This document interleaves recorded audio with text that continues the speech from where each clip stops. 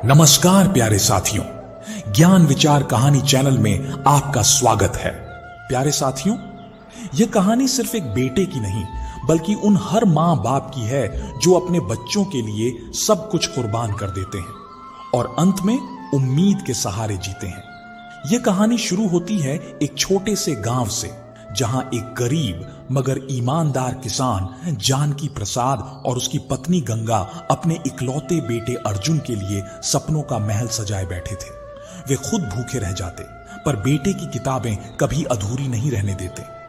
उन्होंने अपने खेत बेच दिए, जमीन गिरवी रख दी, बस इसलिए कि उनका बेटा पढ़ लिख कर बड़ा आदमी बने और एक दिन उनकी बुढ़ापे की लाठी बन सके।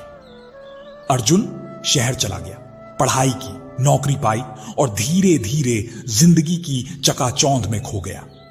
मां बाप को लगा अब तो उनके दिन फिरने वाले हैं, लेकिन किसे पता था कि जिंदगी की असलियत अभी बाकी थी। तो आइए चलिए साथ मिलकर सुनते हैं एक दिल छू जाने वाली कहानी। लालपुर नाम का वह गांव बड़ा ही पवित्र और शांत था, ठीक वैसे ही जैसे भारत के हजारों गांवों में भगवान का आशीर्वाद बसा होता है। यहां जीवन की गति बहुत ही धीमी थी, लेकिन उस धीमी रफ्तार में भी भक्ति, प्रेम और अपनापन झलकता था। सुबह सूरज उगने से पहले ही लोग उठ जाते, सबसे पहले तुलसी के आगे दीप जलाते, भगवान का नाम लेकर दिन की शुरुआत करते और फिर अपने खेतों की ओर निकल पड़ते। शाम होते ही जब सूरज ढलता तो गलियां शांत हो जाती, मंदिर की घंटियां बजने लगती और हर घर से आरती की मधुर ध्वनि सुनाई देती। गांव के अधिकतर लोग खेती किसानी करते थे, चारों तरफ हरियाली थी, खेतों में भगवान के आशीर्वाद से लहराती फसलें, कभी गेहूं की सुनहरी बालियां तो कभी धान की ठंडी हरियाली। इन खेतों को देखकर लगता था मानो स्वयं माता अन्नपूर्णा गांव पर कृपा बरसा रही हो। गांव के बीचों बीच एक विशाल बरगद का पेड़ था जो वर्षों से गांव की आत्मा बनकर खड़ा था। उसी के नीचे शाम को गांव के बुजुर्ग चौपाल लगाते, रामायण या गीता के श्लोकों का स्मरण करते और दिन भर की बातें प्रेम से साझा करते। हवा में भक्ति, सरलता और संतोष घुला हुआ था जो आज के शहरों की चकाचौंध में खो गया है। इसी गांव में जानकी प्रसाद नाम का एक धर्मनिष्ठ और सीधा साधा किसान रहता था। उम्र लगभग 50 वर्ष के आसपास थी। अर्जुन की धूप और जीवन की मेहनत ने उसके चेहरे पर रेखाएं तो खींच दी थी, पर उसकी आंखों में आज भी प्रभु पर अटूट विश्वास और संतोष की ज्योति चमकती थी। उसके हाथ कठोर थे, लेकिन उन हाथों में पूजा से पहले मिट्टी छूने की वह श्रद्धा थी जो किसी तपस्वी के समान लगती थी। जानकी प्रसाद के पास बहुत अधिक जमीन नहीं थी, बस कुछ बीघा खेत जो उसके पुरखों का आशीर्वाद थे। उसी में वह दिन रात मेहनत करता, भगवान का नाम जपते हुए हल चलाता और उसी से अपने परिवार का पेट पालता। वह कम बोलने वाला, शांत और कर्म में विश्वास रखने वाला व्यक्ति था। उसके जीवन का केंद्र था उसका परिवार और उसका खेत, जिसे वह धरती माता का रूप मानकर पूजता था। उसकी पत्नी गंगा नाम के अनुरूप बड़ी ही शांत और स्नेहमयी थी। घर में पूजा पाठ, रसोई और सेवा, यही उसका धर्म था। वह हर सुबह भगवान की मूर्ति के आगे दीपक जलाती और पूरे घर में भक्ति की सुगंध फैल जाती। उसके चेहरे पर हमेशा एक मधुर मुस्कान रहती थी। चाहे घर में कितनी भी तंगी क्यों ना हो, उसने कभी शिकायत नहीं की। वह जानती थी कि उसका पति जानकी प्रसाद जो भी करता है पूरे दिल से करता है। गंगा के हाथ का भोजन मानो प्रसाद होता था। वह साधारण दाल रोटी को भी इतने प्रेम और शुद्ध भाव से बनाती कि खाने वाला भगवान को धन्यवाद दे उठे। उनके जीवन की पूरी खुशी था उनका इकलौता बेटा अर्जुन। अर्जुन अब 22 वर्ष का था और नाम की तरह तेजस्वी भी था। बचपन से ही वह पढ़ाई में बहुत होशियार था। गांव के स्कूल से पढ़ने के बाद अब वह शहर के कॉलेज में पढ़ रहा था। जानकी प्रसाद ने अपने जीवन की सारी पूंजी, यहां तक कि अपनी जमीन गिरवी रखकर भी बेटे को पढ़ाया था। उसका एक ही सपना था कि उसका बेटा पढ़ लिख कर बड़ा आदमी बने, लेकिन साथ ही भगवान और माता पिता का आदर करना कभी न भूले। जब भी गांव में कोई सरकारी गाड़ी आती तो जानकी प्रसाद श्रद्धा से देखता और मन ही मन प्रार्थना करता, हे प्रभु, एक दिन मेरा बेटा भी ऐसी ही गाड़ी में बैठकर आए, पर उसके हृदय में हमेशा विनम्रता और धर्म का प्रकाश बना रहे। गंगा और जानकी प्रसाद ने अपने बेटे अर्जुन की परवरिश में कभी कोई कमी नहीं छोड़ी थी। उन्होंने उसे प्रेम के साथ भक्ति के संस्कार भी दिए थे। उसे सिखाया था कि बड़ों का आदर करना ही सच्ची पूजा है और हमेशा सत्य बोलना ही भगवान का नाम जपने जैसा है। अर्जुन भी अपने मां बाप से बहुत प्रेम करता था। वह जानता था कि उसके माता पिता ने उसके लिए कितने त्याग किए हैं, कितनी बार अपने सुखों को बलिदान किया है। आज वह दिन आ गया था जिसका इंतजार पूरे घर ने वर्षों से किया था। अर्जुन शहर से अपनी पढ़ाई पूरी करके गांव लौट रहा था। घर में ऐसा उत्साह था जैसे कोई त्योहार हो। गंगा सुबह से ही प्रभु का नाम जपते हुए तैयारियों में लगी थी। उसने घर को लीप पोत कर साफ किया, आंगन में सुंदर रंगोली बनाई और रसोई में अपने बेटे के प्रिय पकवान बना रही थी। कभी तवे पर पूरियां तलती तो कभी खीर के लिए चावल धोती। उसके चेहरे पर उस मां की आभा थी जिसकी वर्षों की साधना अब फल देने जा रही थी। वह बार बार भगवान से कह रही थी, हे ठाकुर, आज तूने मेरी गोद भर दी। जानकी प्रसाद भी उस दिन खेत पर नहीं गया। उसने स्नान करके स्वच्छ कपड़े पहने, तुलसी के आगे दीपक जलाया और बार बार दरवाजे की ओर देखने लगा। कहीं बस तो नहीं आ गई। जब कोई राहगीर दिखता तो मुस्कुरा कर कहता, आज मेरा अर्जुन आ रहा है, शहर से पढ़ लिख कर भगवान की कृपा से साहब बनकर। उसकी आवाज में गर्व नहीं, आभार था।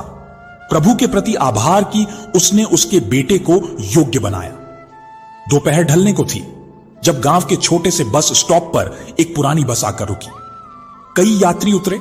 उन्हीं में से एक था अर्जुन, जीन्स और टी शर्ट में, कंधे पर बैग टांगे। वह अब कुछ बदल चुका था, लेकिन उसके दिल में अपने माता पिता के प्रति वही प्रेम था। गांव की धूल भरी सड़क पर उसके शहर के जूते अजनबी से लग रहे थे, पर उसके कदमों में अपने घर लौटने की विनम्रता थी। जानकी प्रसाद उसे देखते ही दौड़ पड़ा। उसने आगे बढ़कर अर्जुन को गले से लगा लिया। उसकी आंखों से अश्रु बहने लगे। यह आंसू किसी दुख के नहीं थे, बल्कि उस पिता के थे जिसने भगवान से जो मांगा था, आज वह वरदान बनकर सामने खड़ा था।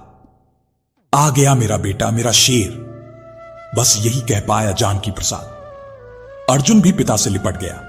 उसने पिता के चरण छुए और जानकी प्रसाद ने उसे अपने हृदय से लगा लिया, जैसे कोई भक्त अपने आराध्य की मूर्ति को छू ले। घर पहुंचते ही गंगा आरती की थाली लेकर द्वार पर खड़ी थी।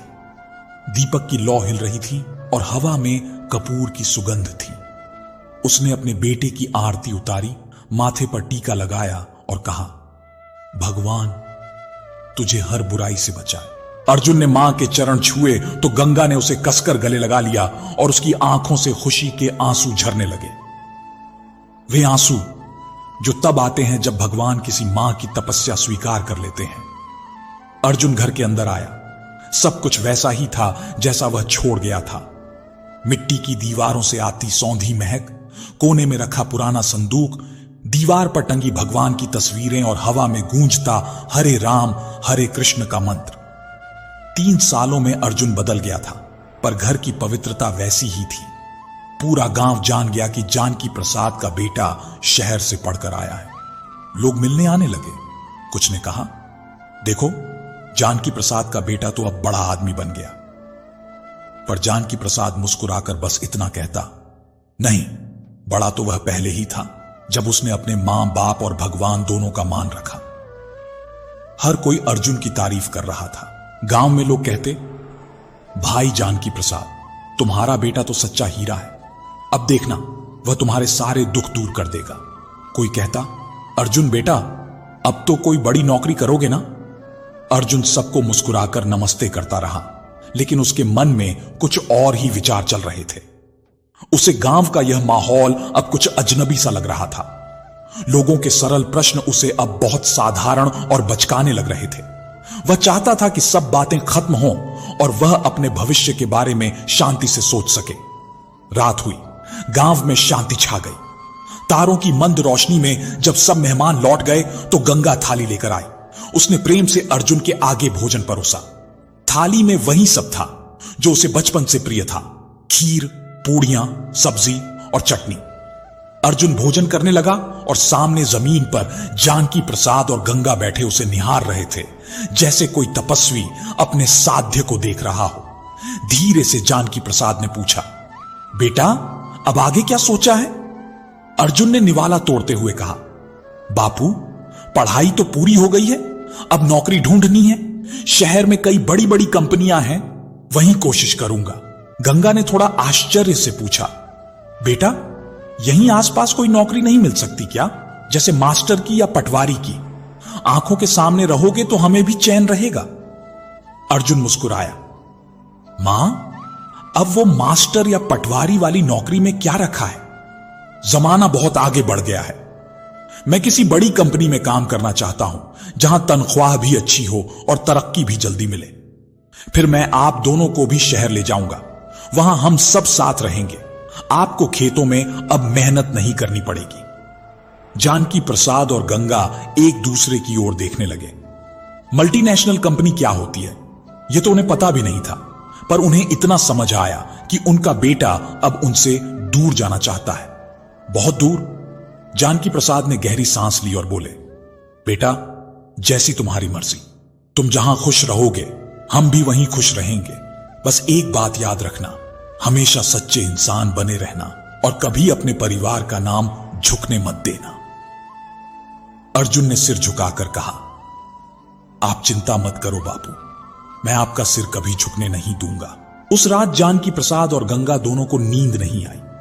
मन में एक अनोखी खुशी थी और एक गहरी चिंता भी। खुशी इस बात की कि उनका बेटा अब सफल होने जा रहा है, पर डर इस बात का कि कहीं शहर की चमक दमक में वह अपनी मिट्टी, अपने संस्कार और अपने बूढ़े मां बाप को भूल न जाए। गंगा ने अपनी साड़ी के पल्लू से आंखों के कोने पहुंचते हुए कहा, जानकी जी हमारा बेटा हमसे दूर चला जाएगा। जानकी प्रसाद ने उसका हाथ थाम लिया और मुस्कुराते हुए कहा, पगली बेटा दूर कहां जाएगा, वो हमारे दिल में ही रहेगा। औलाद जब उड़ना सीख लेती है तो उसे खुले आसमान में छोड़ देना चाहिए, उसे बांध कर नहीं रखना चाहिए। बस भगवान से यही प्रार्थना करो कि वह जहां भी रहे खुश रहे और सच्चे मार्ग पर चले। अगले कुछ दिन अर्जुन गांव में रहा, अपने पुराने दोस्तों से मिला, खेतों में गया, माता पिता के साथ बैठा, पर उसका मन अब शांत नहीं था। शहर की तेज जिंदगी, बड़े अवसर, ऊंचे सपने, यह सब उसके मन को खींच रहे थे।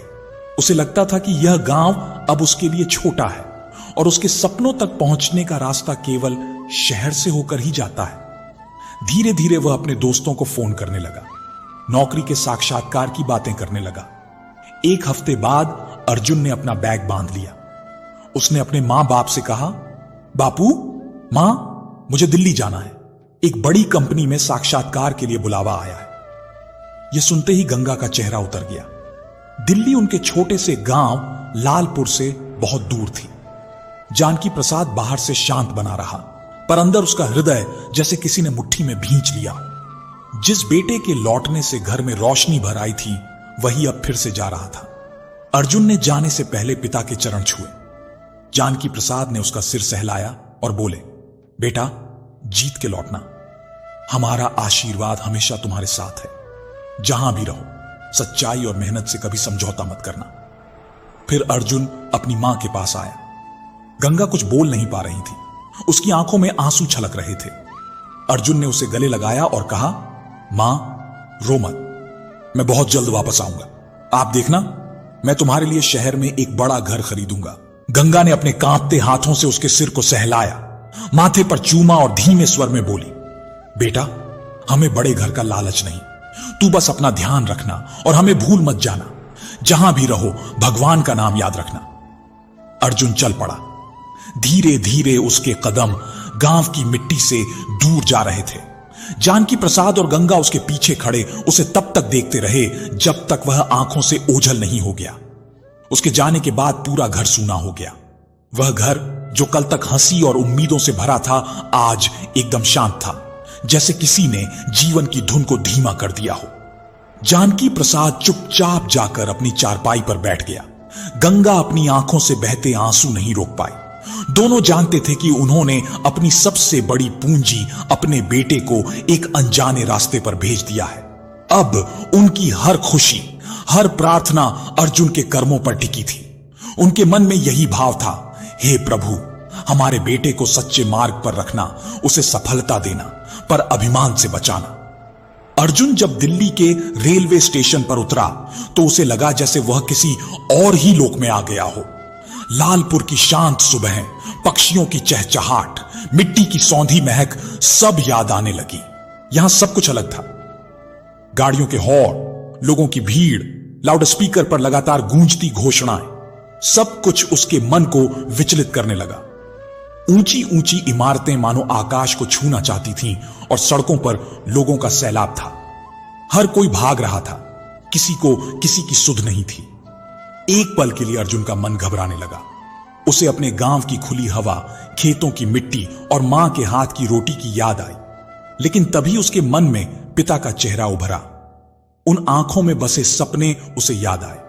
उसने आंखें बंद की, गहरी सांस ली और मन ही मन कहा, हे प्रभु, मुझे दृढ़ रखना। मैं यहां हारने नहीं आया, अपने माता पिता की लाज रखने आया हूं। उसने होठों पर हल्की मुस्कान लाते हुए खुद को संभाला और अपने एक पुराने मित्र द्वारा बताए पथ पर पहुंच गया। वह जगह एक तंग सी गली में थी। एक पुराना मकान जिसकी चौथी मंजिल पर छोटा सा कमरा था। कमरे में पहले से 2 और लड़के रहते थे। 3 चारपाइयों के बीच मुश्किल से चलने की जगह बची थी। दीवारों पर सीलन के निशान थे और कोने में सबका सामान ढेर बना हुआ था। स्नान घर साझा था, जहां सुबह सुबह लंबी लाइन लगती थी।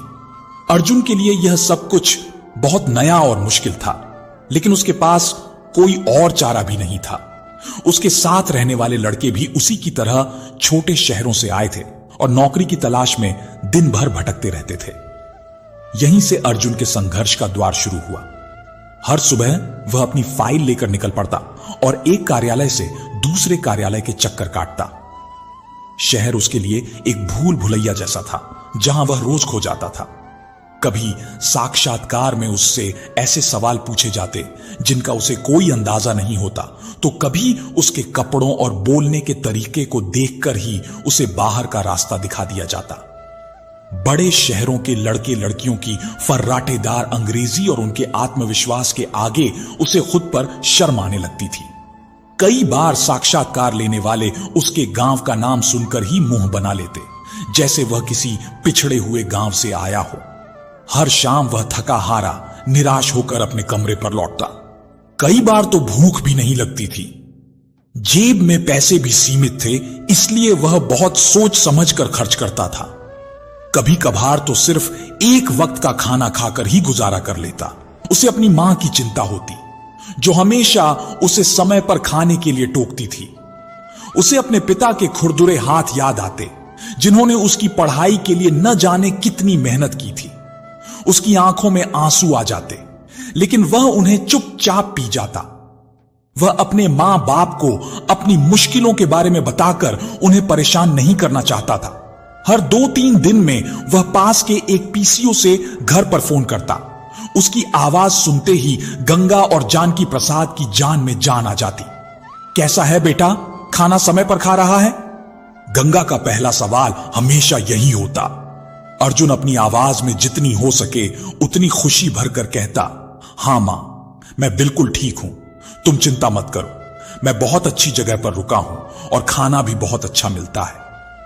वह झूठ बोलता था, क्योंकि वह जानता था कि सच सुनकर उसकी मां रात भर सो नहीं पाएगी। जानकी प्रसाद फोन लेकर पूछते, और बेटा, नौकरी का क्या हुआ? बस बापू, 1-2 जगह और बात चल रही है। सब बहुत तारीफ कर रहे थे। आप देखना, बहुत जल्दी ही अच्छी खबर सुनाऊंगा। वह उन्हें उम्मीद देता ताकि वह निराश ना हो। फोन रखने के बाद जानकी प्रसाद और गंगा घंटों उसी की बातें करते रहते। हमारा बेटा बहुत बहादुर है, जानकी प्रसाद गर्व से कहता। देखना, एक दिन बहुत बड़ा अफसर बनेगा। वो अर्जुन के हर झूठ को सच मान लेते थे, क्योंकि एक मां बाप का दिल अपनी औलाद के लिए कभी कुछ गलत सोच ही नहीं सकता। हफ्तों बीत गए। अर्जुन की निराशा बढ़ती जा रही थी। उसके साथ लाए हुए पैसे भी अब खत्म होने लगे थे। एक दिन वह इतना हताश हो गया कि उसने सब कुछ छोड़कर वापस गांव जाने का फैसला कर लिया। वह अपना बैग पैक कर ही रहा था कि उसके फोन पर एक संदेश आया। उसे एक बहुत बड़ी मल्टीनेशनल कंपनी से साक्षात्कार के लिए बुलाया गया था। यह उसका आखिरी प्रयास था। उसने सोचा, चलो एक और कोशिश कर लेते हैं। अगले दिन जब वह उस कंपनी के कार्यालय पहुंचा तो उसकी आंखें खुली की खुली रह गईं। शीशे की बनी एक बहुत बड़ी बिल्डिंग, अंदर एयर कंडीशनर की ठंडी हवा और सूट बूट पहने लोग। उसे लगा जैसे वह किसी फिल्म के सेट पर आ गया हो। वह बहुत घबराया हुआ था, लेकिन उसने हिम्मत नहीं हारी। जब साक्षात्कार के लिए उसका नंबर आया तो उसने अपनी पूरी जान लगा दी। उसने सवालों के जवाब ईमानदारी से दिए। उसने अपनी कमजोरी नहीं छुपाई, बल्कि यह बताया कि वह सीखने के लिए कितना उत्सुक है। शायद उसकी यही ईमानदारी साक्षात्कार लेने वाले मिस्टर शर्मा को पसंद आ गई। 2 दिन बाद जब अर्जुन लगभग उम्मीद खो चुका था, उसके पास फोन आया। Hello, is this Arjun? बधाई हो, आपको चुन लिया गया है। यह शब्द अर्जुन के कानों में अमृत की तरह घुले। उसे यकीन ही नहीं हुआ। उसने कई बार पूछा, सच में सर, मेरी नौकरी लग गई? खुशी के मारे उसकी आवाज कांप रही थी। वह वहीं सड़क पर बैठकर बच्चों की तरह रोने लगा। आज उसकी मेहनत सफल हो गई थी। सबसे पहले उसने घर पर फोन किया। मां, बापू, वह खुशी से चिल्लाया। क्या हुआ बेटा, तू ठीक तो है? गंगा घबरा कर बोली। बापू, मेरी नौकरी लग गई, दिल्ली में, बहुत बड़ी कंपनी में। फोन के दूसरी तरफ एक पल के लिए खामोशी छा गई। फिर जानकी प्रसाद की भर्राई हुई आवाज आई। सच कह रहा है बेटा? हां बापू, सच कह रहा हूं। अब आपको खेतों में काम नहीं करना पड़ेगा। मैं आप लोगों को अपने पास बुला लूंगा। यह खबर सुनते ही जानकी प्रसाद और गंगा की खुशी का कोई ठिकाना न रहा। जानकी प्रसाद ने फोन रखते ही पूरे गांव में यह खबर फैला दी। लोगों का उनके घर पर तांता लग गया। गंगा ने तुरंत मंदिर में जाकर भगवान को धन्यवाद दिया और पूरे गांव में मिठाई बांटी। उस दिन जानकी प्रसाद का सीना सचमुच गर्व से चौड़ा हो गया था। उसकी आंखों के सामने वह सपना सच हो रहा था जो उसने सालों पहले देखा था। अर्जुन की जिंदगी अब पूरी तरह से बदल गई थी। उसका कार्यालय एक अलग ही दुनिया था। यहां लोग काम से काम रखते थे। हर कोई एक दूसरे से आगे निकलने की होड़ में लगा रहता था। उसका बॉस मिस्टर शर्मा काम को लेकर बहुत सख्त थे, लेकिन ईमानदार भी थे। अर्जुन ने खुद को इस नए माहौल में ढालने के लिए दिन रात एक कर दिया। वह सबसे पहले कार्यालय आता और सबसे आखिर में जाता। वह हर काम को बहुत ध्यान से सीखता। शुरू में उसे बहुत मुश्किल हुई। उसके साथ काम करने वाले लोग अक्सर उसका मजाक उड़ाते। खासकर एक सीनियर सहकर्मी रोहन उसे बहुत तंग करता। रोहन दिल्ली का ही रहने वाला था और बहुत अमीर परिवार से था। वह अक्सर अर्जुन के बोलने के तरीके या उसके कपड़ों पर ताने कसता। अर्जुन, ये क्या पहनकर आ गए हो? लगता है किसी गांव के मेले से खरीदे हैं, वह सबके सामने कहता और सब हंसने लगते। अर्जुन को बहुत बुरा लगता, लेकिन वह चुपचाप सब कुछ सह लेता। उसका सारा ध्यान अपने काम पर था। जब उसे पहली तनख्वाह मिली तो उसकी खुशी का ठिकाना नहीं था। उसने अपनी जिंदगी में इतने पैसे एक साथ कभी नहीं देखे थे। सबसे पहले उसने अपने लिए कुछ अच्छे कपड़े खरीदे, एक नया स्मार्टफोन लिया और उस तंग कमरे को छोड़कर एक बेहतर फ्लैट में शिफ्ट हो गया, जहां वह 2 और लड़कों के साथ रहता था। बाकी सारे पैसे उसने एक मनी ऑर्डर में बांधे और अपने पिता के नाम गांव भेज दिए। जब वह मनी ऑर्डर लालपुर पहुंचा और पोस्टमैन ने जानकी प्रसाद के हाथ में पैसे रखे तो जानकी प्रसाद की आंखें भर आईं। यह सिर्फ पैसे नहीं थे, यह उसके बेटे की मेहनत और कामयाबी का सबूत थे। उसने उन नोटों को अपनी आंखों से लगाया। गांव के लोगों के सामने उसने कहा, यह मेरे शेर की पहली कमाई है। उस दिन उसने सबसे पहले साहूकार के पास जाकर अपने कर्ज की पहली किस्त चुकाई। उसे लगा जैसे उसके सिर से बहुत बड़ा बोझ उतर गया हो। समय बीतता गया। अर्जुन अपने काम में माहिर होता गया। उसकी मेहनत देखकर मिस्टर शर्मा भी उससे खुश रहने लगे। अब वह कार्यालय के माहौल में ढल चुका था, लेकिन इस प्रक्रिया में वह कब बदलने लगा उसे खुद भी पता नहीं चला। अब उसके पास अपने मां बाप के लिए वक्त कम होने लगा था। पहले जहां वह हर 2 दिन में फोन करता था, अब हफ्ते में एक बार मुश्किल से बात हो पाती।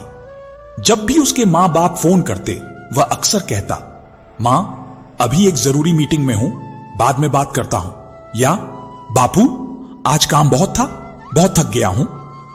उसकी बातों के विषय भी बदल गए थे। अब वह उनसे अपने प्रोजेक्ट, टारगेट और प्रमोशन की बातें करता। वह जिन शब्दों का इस्तेमाल करता, वे जानकी प्रसाद और गंगा के सिर के ऊपर से निकल जाते। वे बस हूं में जवाब देते रहते। इस बात से ही खुश हो जाते कि उन्होंने अपने बेटे की आवाज सुन ली। जब गंगा उससे गांव की बातें करती, किसी की शादी या किसी के बीमार होने की खबर देती, तो अर्जुन को इन बातों में कोई दिलचस्पी नहीं होती। वह कहता, अच्छा मां, यह सब छोड़ो, यह बताओ पैसे मिले थे? धीरे धीरे उसे अपने गांव और अपने परिवार से एक तरह की शर्म महसूस होने लगी। जब कार्यालय में कोई उससे पूछता कि वह कहां का रहने वाला है, तो वह लालपुर का नाम लेने की बजाय बस इतना कह देता, यूपी में एक छोटे से कस्बे से हूं। वह अपने नए दोस्तों रोहन और रिया के साथ उठता बैठता था। वह उनके साथ बड़े बड़े रेस्टोरेंट में जाता, देर रात तक पार्टी करता। उसे यह नई जिंदगी बहुत अच्छी लगने लगी थी। रोहन अक्सर उसे कहता, अर्जुन यार, तू अपने मां बाप से इतना डरता क्यों है? माता पिता के साथ दोस्त की तरह व्यवहार करना चाहिए। मेरे पिताजी तो मेरे साथ बैठकर पीते हैं। ये बातें अर्जुन के मन पर गहरा असर डाल रही थी। उसे अपने पिता का सम्मान और मां का दुलार अब एक बंधन सा लगने लगा था। उसे लगने लगा था कि उसके मां बाप बहुत पिछड़े हुए ख्यालों के हैं। वह उसकी तरक्की और उसकी नई दुनिया को कभी समझ नहीं पाएंगे। वह उनसे भावनात्मक रूप से दूर होता जा रहा था और इस बात का एहसास शायद उसे खुद भी नहीं था। वह अपनी बनाई हुई एक नई दुनिया में इतना खो गया था कि उसे वह पुरानी दुनिया याद ही नहीं रही, जहां 2 बूढ़ी आंखें आज भी रोज दरवाजे पर उसका इंतजार करती थीं। 1 साल बीत गया। अर्जुन ने अपने काम से सबको प्रभावित कर दिया था और उसका प्रमोशन भी हो गया था। अब वह एक अच्छी खासी जिंदगी जी रहा था। दिवाली का त्योहार आने वाला था। गांव में जानकी प्रसाद और गंगा ने महीनों पहले से तैयारियां शुरू कर दी थीं। उन्होंने पूरे घर को फिर से लीपा पोता था। अर्जुन का कमरा खास तौर पर सजाया था। गंगा ने अपने हाथों से उसके लिए नए पर्दे सिले थे और बाजार से उसके लिए नए कपड़े भी खरीद लाई थी। उसे यकीन था कि उसका बेटा इस दिवाली पर घर जरूर आएगा। पूरे गांव में सबको पता था कि जानकी प्रसाद का बेटा दिल्ली से आ रहा है। दिवाली से 2 दिन पहले गंगा ने बड़े उत्साह से अर्जुन को फोन किया। उसका दिल खुशी से उछल रहा था। बेटा, कब की ट्रेन है तेरी? मैं स्टेशन पर लेने आ जाऊंगी। सुन, तेरे लिए मैंने तेरी पसंद की सारी मिठाइयां बनाई हैं, बेसन के लड्डू, गुजिया। फोन के दूसरी तरफ संगीत का शोर आ रहा था। अर्जुन उस वक्त अपने कार्यालय की दिवाली पार्टी में था। उसने एक हाथ से फोन कान पर लगाया और बोला, मां धीरे बोलो, कुछ सुनाई नहीं दे रहा। गंगा ने फिर से पूछा, बेटा कब आ रहा है? अर्जुन एक पल के लिए चुप हो गया। फिर उसने एक हिचकिचाहट भरी आवाज में कहा, मां मैं इस साल दिवाली पर नहीं आ पाऊंगा। गंगा का दिल धक से रह गया। क्यों बेटा, क्या हुआ? सब ठीक तो है? हां मां, सब ठीक है, पर क्या है ना, कार्यालय में एक बहुत जरूरी प्रोजेक्ट आ गया है और बॉस छुट्टी ही नहीं दे रहे। मुझे यहीं रुकना पड़ेगा। यह एक सफेद झूठ था। सच तो यह था कि उसने और रोहन ने अपने दोस्तों के साथ गोवा जाने का प्लान बनाया था। उसने अपने नए दोस्तों और मौज मस्ती को अपने बूढ़े मां बाप के इंतजार पर तरजीह दी थी। गंगा के हाथ से फोन लगभग छूट ही गया था। उसकी आवाज में जो उत्साह था वो एक पल में गायब हो गया। उसके गले में जैसे कुछ फंस गया हो। उसने बस इतना कहा, कोई बात नहीं बेटा, काम जरूरी है, तू अपना ख्याल रखना। उसने फोन काट दिया। उसके चेहरे पर छाई खुशी की जगह एक गहरी उदासी ने ले ली थी। जानकी प्रसाद पास में ही खड़ा सब सुन रहा था। उसने गंगा के कंधे पर हाथ रखा। गंगा कुछ नहीं बोली, बस उसकी आंखों से 2 मोटे मोटे आंसू गालों पर लुढ़क आए। जिस बेटे के स्वागत के लिए उन्होंने पूरे घर को दुल्हन की तरह रोशन करने का सपना देखा था, उस बेटे ने एक पल में उनकी दुनिया में अंधेरा कर दिया था। घर में बनी मिठाइयां अब बेस्वाद लग रही थीं और दीवारों पर की गई सजावट उनका मुंह चिढ़ा रही थी। उस रात लालपुर के उस छोटे से घर में दो बूढ़े मां बाप के लिए दिवाली आने से पहले ही खत्म हो गई थी। उनका कामयाब बेटा शहर की रोशनी में कहीं खो गया था और वे दोनों गांव के अंधेरे में अकेले रह गए थे। गांव में दिवाली की वह रात बड़ी अजीब थी। चारों तरफ पटाखों का शोर था। हर घर दियों की रोशनी से जगमगा रहा था। बच्चों के हंसने और खेलने की आवाजें गूंज रही थीं। लेकिन जानकी प्रसाद के घर के आंगन में एक गहरा सन्नाटा पसरा हुआ था। गंगा ने परंपरा निभाने के लिए दरवाजे पर कुछ दिए तो जला दिए थे, लेकिन उन रोशनियों से उसके चेहरे का अंधेरा दूर नहीं हो पा रहा था। घर के अंदर चूल्हा ठंडा पड़ा था। वो मिठाइयां जिन्हें उसने बड़े चाव से अपने बेटे के लिए बनाया था, अब एक कोने में ढकी पड़ी थी, जैसे वे भी उसी का इंतजार कर रही हों। जानकी प्रसाद अपनी चारपाई पर चुपचाप लेटा हुआ छत को घूर रहा था। उसकी खामोशी किसी चीख से भी ज्यादा दर्दनाक थी। हर आहट पर गंगा का दिल धड़क उठता। वह बार बार दरवाजे की तरफ देखती, जैसे उसे अब भी उम्मीद हो कि अर्जुन अचानक से आ जाएगा और कहेगा, मां, मैं आ गया। पर ऐसा कोई चमत्कार नहीं हुआ। समय बीतता गया और आंगन में जलते दियों की लौ भी धीरे धीरे बुझने लगी, ठीक उनके मन में जल रही उम्मीद की आखिरी लौ की तरह। तभी उनके पड़ोसी श्यामलाल काका हाथ में मिठाई का डिब्बा ले आए। अरे गंगा भाभी, अकेले क्यों बैठे हो? और जानकी प्रसाद भाई, तुम भी यहीं हो? मैं तो समझा अर्जुन के साथ बातों में लगे होंगे। गंगा ने फीकी सी मुस्कान के साथ कहा, आइए काका, बैठिए। अर्जुन नहीं आया क्या? श्यामलाल ने हैरानी से पूछा। पूरे गांव में तो यही चर्चा थी कि वह आ रहा है। इससे पहले कि गंगा की आंखें भर आती, जानकी प्रसाद चारपाई से उठकर बैठ गया। उसने अपने चेहरे पर जबरदस्ती की मुस्कान लाते हुए कहा, नहीं श्यामलाल, वो क्या है ना, शहर में काम बहुत होता है। बेचारे को आखिरी समय पर कोई बहुत जरूरी काम आ गया तो बॉस ने छुट्टी नहीं दी। कह रहा था, बापू, अगली बार आऊंगा तो ढेर सारी छुट्टियां लेकर आऊंगा। जानकी प्रसाद ने बड़ी सफाई से अपने बेटे की इज्जत और अपने टूटे हुए दिल दोनों को छिपा लिया। वो दुनिया के सामने अपने बेटे को गलत साबित नहीं करना चाहता था। श्यामलाल कुछ देर बैठा, इधर उधर की बातें की और फिर चला गया। उसके जाने के बाद घर में पसरा सन्नाटा और भी गहरा हो गया। उधर हजारों किलोमीटर दूर गोवा के एक बीच पर तेज संगीत बज रहा था। अर्जुन अपने दोस्तों के साथ नाच रहा था। रंग बिरंगी लाइटें, समंदर की लहरों का शोर और दोस्तों का साथ, वो इस माहौल में खुद को डुबो देना चाहता था। उसने अपने दोस्तों के साथ कई तस्वीरें खींची और उन्हें तुरंत सोशल मीडिया पर पोस्ट कर दिया, ताकि दुनिया देख सके कि वो कितनी शानदार जिंदगी जी रहा है।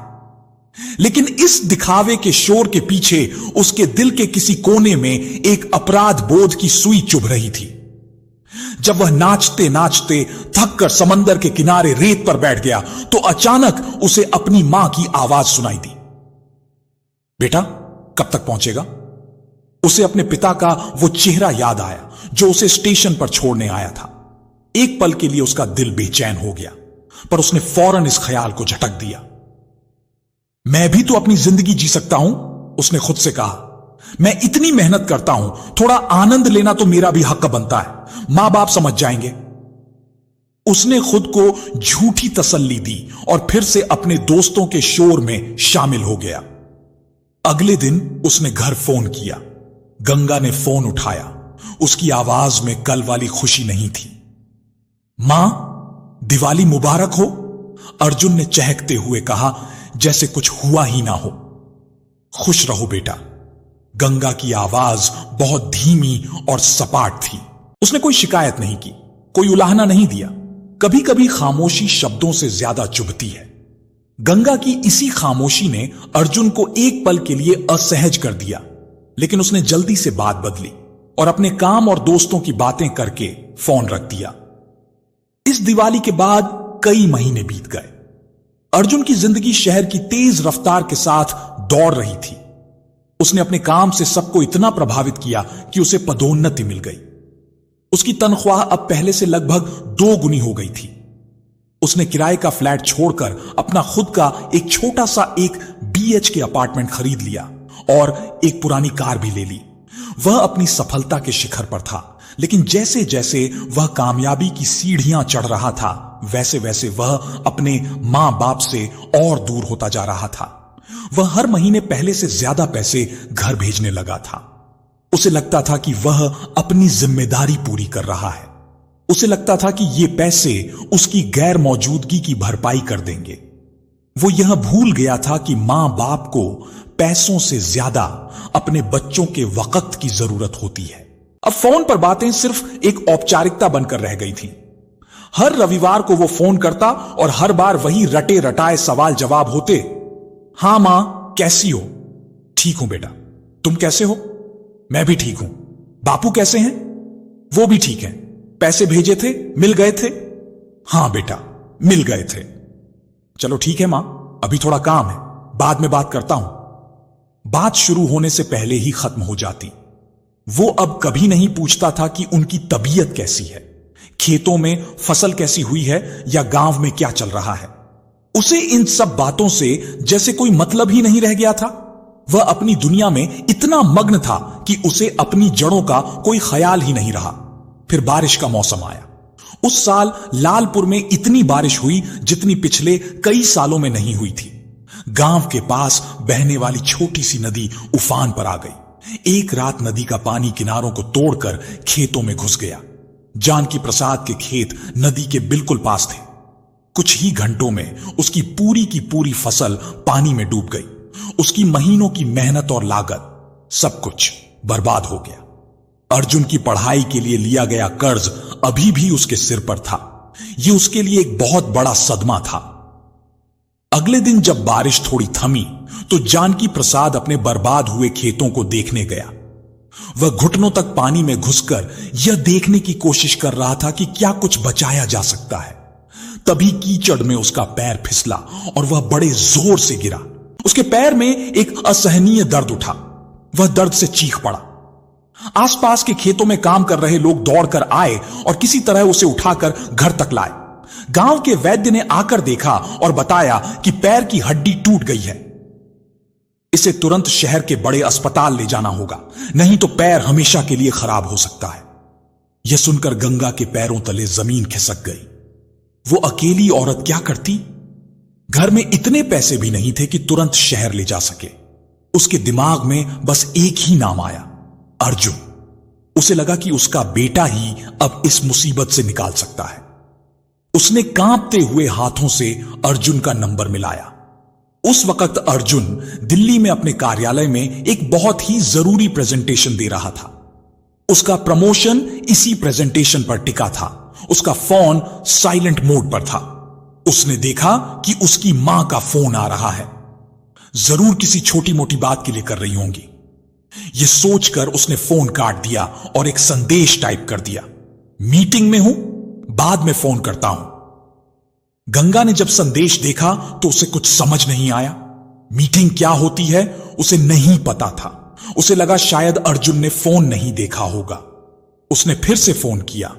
अर्जुन ने फिर काट दिया। गंगा की घबराहट बढ़ती जा रही थी।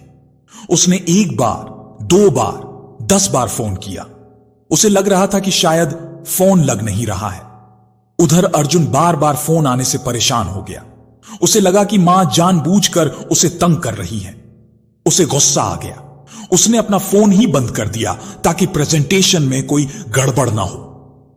उसने एक बार भी नहीं सोचा कि गांव से उसकी मां इतनी बार फोन क्यों कर रही है। जरूर कोई बड़ी बात होगी। वह अपनी तरक्की की धुन में इतना अंधा हो गया था कि उसे अपनी मां की बेचैनी दिखाई नहीं दी।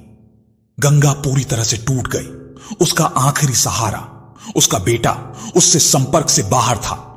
वो वहीं जमीन पर बैठकर रोने लगी। उसकी यह हालत देखकर श्यामलाल काका और गांव के दूसरे लोग आगे आए। चिंता मत करो भाभी, श्यामलाल ने कहा। जब तक अर्जुन है तब तक हम सब भी तो तुम्हारे बेटे ही हैं। हम जानकी प्रसाद भाई को कुछ नहीं होने देंगे। गांव वालों ने इंसानियत की एक मिसाल पेश की। किसी ने अपनी बैलगाड़ी दी तो किसी ने अपनी जीप का इंतजाम किया। गांव के सरपंच ने अपनी तरफ से कुछ पैसे दिए और कहा, जब सहूलियत हो तब लौटा देना। देखते ही देखते सबने मिलकर जानकी प्रसाद को झिल्ले के सरकारी अस्पताल पहुंचाने का इंतजाम कर दिया। गांव की औरतें गंगा को संभालने में लग गईं। कोई उसके लिए खाना बनाकर लाया तो कोई उसके साथ बैठकर उसे ढांढस बंधाता रहा। यह गांव की वही एकता और अपनापन था जिसे अर्जुन शहर की भीड़ में बहुत पीछे छोड़ आया था। देर रात अर्जुन की प्रेजेंटेशन बहुत अच्छी हुई। उसके बॉस ने उसकी बहुत तारीफ की। इस सफलता का जश्न मनाने के लिए वह अपने दोस्तों के साथ एक महंगे रेस्टोरेंट में रात्रि भोज करने गया। रात के करीब 11 बजे जब वह घर लौटा तब उसने अपना फोन चालू किया। फोन चालू होते ही दर्जनों मिस्ड कॉल्स की सूचनाएं आईं। ज्यादातर कॉल्स उसकी मां की थीं और कुछ कॉल्स श्यामलाल काका के नंबर से भी थीं। पहले तो उसे थोड़ा गुस्सा आया, लेकिन फिर इतनी सारी मिस्ड कॉल्स देखकर उसका मन किसी अनहोनी की आशंका से कांप गया। उसने सोचा, इतनी रात को मां को फोन करना ठीक नहीं होगा, शायद सो गई होंगी। उसने श्यामलाल काका का नंबर मिलाया। श्यामलाल ने पहली ही घंटी में फोन उठा लिया, जैसे वह फोन का ही इंतजार कर रहे हों। उनकी आवाज में भारीपन था। अर्जुन बेटा, कहां थे तुम? सुबह से फोन कर रहे हैं सब। तुम्हारे बापू? क्या हुआ बापू को? वो ठीक तो हैं? अर्जुन का दिल जोर से धड़कने लगा। बेटा, बाढ़ में सारी फसल बर्बाद हो गई और तुम्हारे बापू का पैर टूट गया है। हम सब उन्हें जिले के अस्पताल लेकर आए हैं। तुम्हारी मां सुबह से तुम्हें फोन कर रही थी, पर तुम्हारा फोन ही बंद था। ये शब्द अर्जुन के कानों में पिघले हुए शीशे की तरह उतरे। उसके हाथ से फोन छूटकर जमीन पर गिर गया। एक पल में उसकी सारी सफलता, उसका प्रमोशन, उसका नया घर, उसकी गाड़ी, सब कुछ उसे बेकार और खोखला लगने लगा। शर्म और ग्लानि के एक बड़े से समंदर ने उसे डुबो दिया। जिस समय वो अपने बॉस के सामने अपनी कामयाबी के कसीदे पढ़ रहा था, उस समय उसका बाप दर्द से तड़प रहा था। जिस समय वह दोस्तों के साथ जश्न मना रहा था, उस समय उसकी मां अकेली और बेबस रो रही थी और वो अपनी मां के फोन को परेशानी समझकर बंद करके बैठा था। उसे एहसास हुआ कि उसने सिर्फ फोन नहीं, बल्कि अपने बेटे होने का फर्ज भी बंद कर दिया था। उसका दिमाग कुछ काम नहीं कर रहा था। वो पागलों की तरह उठा और अपना बैग पैक करने लगा। उसने कपड़े नहीं चुने, बस जो हाथ में आया बैग में भरता गया। उसने तुरंत इंटरनेट पर अपने गांव के लिए सबसे पहली बस का टिकट बुक किया। पूरी रात वह सो नहीं पाया। उसकी आंखों के सामने बार बार उसकी मां का रोता हुआ चेहरा और पिता का दर्द से कराहता हुआ चेहरा घूम रहा था। बस में बैठकर जब वह खिड़की से बाहर अंधेरे को देख रहा था तो उसके गालों पर आंसू बह रहे थे। यह कामयाबी के आंसू नहीं थे, यह पछतावे के आंसू थे। उसे आज समझ में आया था कि उसने क्या खो दिया है। उसने पैसा तो बहुत कमा लिया था, लेकिन अपने मां बाप का भरोसा और प्यार खो दिया था। वो घर भाग रहा था, लेकिन उसके मन में बस एक ही डरावना सवाल गूंज रहा था, कहीं पहुंचने में बहुत देर तो नहीं हो गई? पूरी रात बस में सफर करते हुए अर्जुन की आंखों में एक पल के लिए भी नींद नहीं आई। उसका दिमाग किसी तूफान की चपेट में आए हुए जहाज की तरह डगमगा रहा था। ग्लानि, भय और पछतावे की लहरें एक के बाद एक उसके मन से टकरा रही थीं। बस की खिड़की से बाहर भागते हुए पेड़ और खंभे उसे अपने हाथ से फिसलते हुए वक्त की तरह लग रहे थे। उसे अपनी मां की वह कांपती हुई आवाज याद आ रही थी जब उसने दिवाली पर ना आने की बात कही थी। उसे अपना वह गुस्सा याद आ रहा था जब वह बार बार आ रहे फोन से परेशान होकर उसे बंद कर बैठा था। हर एक याद उसके सीने में एक भाले की तरह चुभ रही थी। मैं कैसा बेटा हूं? वो बार बार खुद से यही सवाल पूछ रहा था। जिन मां बाप ने अपनी पूरी जिंदगी मेरे नाम कर दी, जब उन्हें मेरी सबसे ज्यादा जरूरत थी तब मैं कहां था? जैसे जैसे बस शहर की हदों को पार करके देहात की तरफ बढ़ रही थी, बाहर का नजारा भी बदल रहा था। ऊंची इमारतों की जगह अब पानी से भरे खेत और कीचड़ भरी सड़कें दिखाई दे रही थीं। बाढ़ की तबाही के निशान हर तरफ बिखरे पड़े थे। टूटी हुई झोपड़ियां, उदास चेहरे और चारों तरफ फैली एक अजीब सी वीरानी। यह उसके गांव की वह सच्चाई थी जिससे वह दिल्ली के अपने एयर कंडीशन वाले कमरे में बैठकर बेखबर था। उसने फिर से श्यामलाल काका को फोन करने की कोशिश की, लेकिन खराब नेटवर्क की वजह से बात नहीं हो पाई। उसकी बेचैनी और भी बढ़ गई। आखिरकार बस जिले के बस अड्डे पर आकर रुकी। अर्जुन कूदते हुए बस से उतरा और लालपुर जाने वाली एक जीप में बैठ गया। जीप जैसे जैसे गांव के करीब पहुंच रही थी, अर्जुन का दिल और जोर से धड़कने लगा था। जब जीप ने उसके गांव की सीमा में प्रवेश किया तो उसका कलेजा मुंह को आ गया। उसके अपने खेत, जो कुछ महीने पहले तक हरी भरी फसल से लहलहाते थे, आज एक गंदे तालाब की तरह लग रहे थे। पानी के ऊपर फसल के सड़े हुए तिनके तैर रहे थे। यह सिर्फ खेत नहीं थे, यह उसके पिता की सालों की मेहनत थी जो पानी में डूब चुकी थी। वह जीप से उतरा और अपने घर की तरफ लगभग दौड़ पड़ा। गांव की गलियों में वही मनहूस खामोशी पसरी थी। जो लोग उसे रास्ते में मिले उन्होंने उसे देखा, लेकिन किसी के चेहरे पर वह पुरानी गर्मजोशी और उत्साह नहीं था। उनकी आंखों में दया थी और साथ ही एक खामोश उलाहना भी था, जैसे वो कह रहे हों, अब आए हो जब सब कुछ खत्म हो गया। उनका यह मौन व्यवहार किसी भी ताने से ज्यादा चुभने वाला था। अपने घर के दरवाजे पर पहुंचकर वह एक पल के लिए ठिठक गया। वही घर जहां से वह एक साहब बनकर निकलने का सपना लेकर गया था, आज वीरान और उदास लग रहा था। आंगन में घुसते ही उसने अपनी मां को देखा। गंगा एक टूटी हुई चारपाई पर बैठी शून्य में ताक रही थी। कुछ ही दिनों में वह जैसे कई साल बूढ़ी हो गई थी। उसके बाल बिखरे हुए थे, चेहरे पर गहरी झुर्रियां उभर आई थीं और आंखों के नीचे काले गड्ढे बन गए थे। अर्जुन को देखते ही उसकी पथराई हुई आंखों में आंसू भर आए, लेकिन यह खुशी के आंसू नहीं थे। इनमें राहत थी, दर्द था और बहुत गहरी निराशा थी। वो कुछ बोली नहीं, बस उसे देखती रही। उसका यह देखना ही अर्जुन के लिए काफी था। वो आगे बढ़ा और सीधा अपनी मां के पैरों में गिर पड़ा। वह बच्चों की तरह फूट फूट कर रोने लगा। मां, मुझे माफ कर दो, मुझसे बहुत बड़ी गलती हो गई मां, मैं बहुत बुरा बेटा हूं। गंगा ने उसे सहारा देकर उठाया। उसने उसे डांटा नहीं, कोई शिकायत नहीं की, बस अपना कांपता हुआ हाथ उसके सिर पर फेर दिया। फिर उसकी आवाज, जो अब बहुत कमजोर लग रही थी, में उसने धीरे धीरे सब कुछ बताना शुरू किया। कैसे बारिश आई, कैसे खेत डूब गए, कैसे उसके पिता का पैर टूटा और कैसे वह एक एक पल उसके फोन का इंतजार करती रही। उसने यह भी बताया कि कैसे श्यामलाल काका और गांव के बाकी लोग देवता बनकर आए और उनकी मदद की। हर एक शब्द अर्जुन के दिल पर एक हथौड़े की तरह पड़ रहा था। उसे आज पता चला कि जिन गांव वालों को वह गंवार और पिछड़ा हुआ समझता था, असल में इंसानियत उन्हीं के दिलों में जिंदा थी। वो बेटा होकर जो फर्ज नहीं निभा सका, वह फर्ज उन पराये लोगों ने निभाया था। तेरे बापू अस्पताल में हैं, गंगा ने अपनी साड़ी के पल्लू से आंसू पोंछते हुए कहा। अर्जुन तुरंत उठ खड़ा हुआ। चलो मां, हम अभी चलते हैं। जब वह अपनी मां के साथ जिले के सरकारी अस्पताल पहुंचा तो वहां का मंजर देखकर उसका दिल और बैठ गया। चारों तरफ भीड़, शोर, गंदगी और दवाइयों की एक अजीब सी गंध। यह दिल्ली के उन चमचमाते निजी अस्पतालों जैसा बिल्कुल नहीं था जिनके बारे में वह अपने दोस्तों से बातें करता था।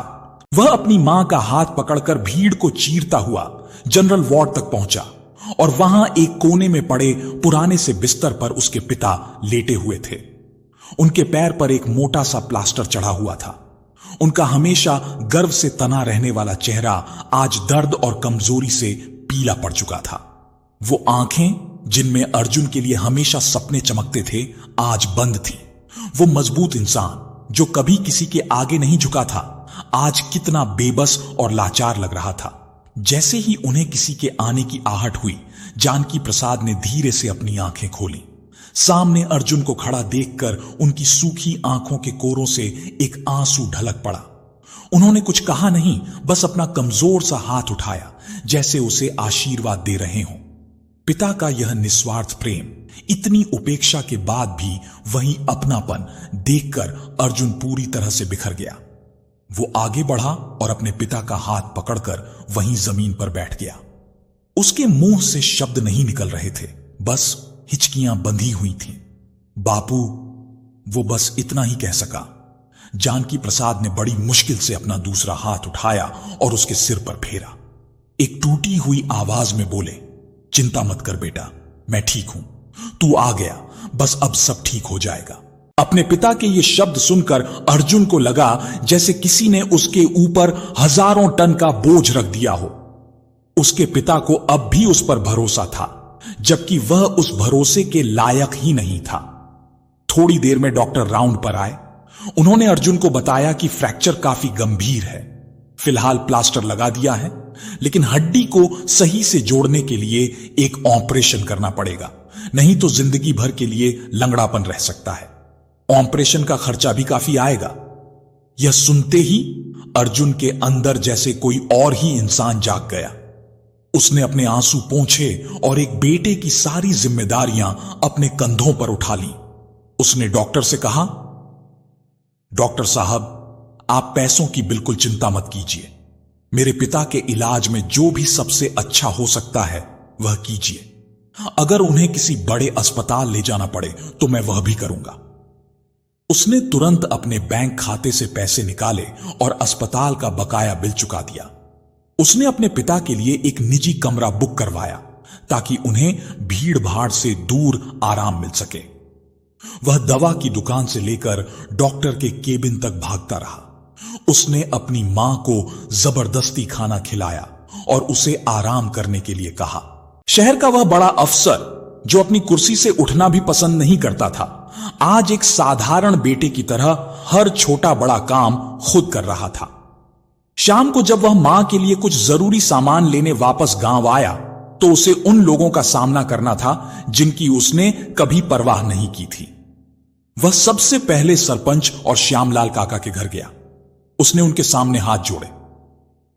सरपंच जी, काका, आपने मेरे परिवार के लिए जो किया उसका कर्ज मैं इस जन्म में तो नहीं उतार सकता। मैं शर्मिंदा हूं कि यह सब करने के लिए मैं यहां मौजूद नहीं था। उसने सरपंच के दिए हुए पैसे ब्याज सहित उन्हें वापस किए। उसकी आंखों में सच्चा पछतावा देखकर गांव वालों का दिल भी पिघल गया। श्यामलाल काका ने उसकी पीठ थपथपाई और कहा, अरे बेटा, इसमें शर्मिंदा होने की क्या बात है? गलती किससे नहीं होती?